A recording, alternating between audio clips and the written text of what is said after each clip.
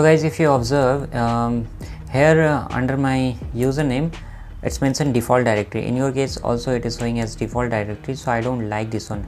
I want to change this one. So how we can change this one, let's see. So for that you search for enter ID. So earlier it was known as Microsoft Azure Active Directory, now they have renamed to enter ID, right?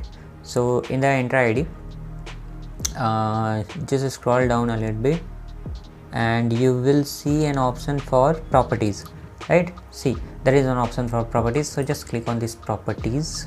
So under the properties we have this one, default directory. I just want to change this one. I'll type it as 𝗦𝗵𝘁𝗵𝗵, right? I'll name it as 𝗦𝗵𝘁𝗵𝗵 and just click on this save button and this will get renamed as 𝗦𝗵𝘁𝗵𝗵. Let's just see. And I told you in the first video, right, whatever you will do it will show up in the notification. So now in the notification I can see successfully updated the properties for tenant 𝗦𝗵𝘁𝗵𝗵 a few seconds ago. And now let me refresh this page and let's see whether it got changed or not. So let's just see. Cool. So as you can see the directory name got changed. Now it's been renamed to 𝗦𝗵𝘁𝗵𝗵. Cool. So yeah, that's it guys, see you in the next video. Bye bye.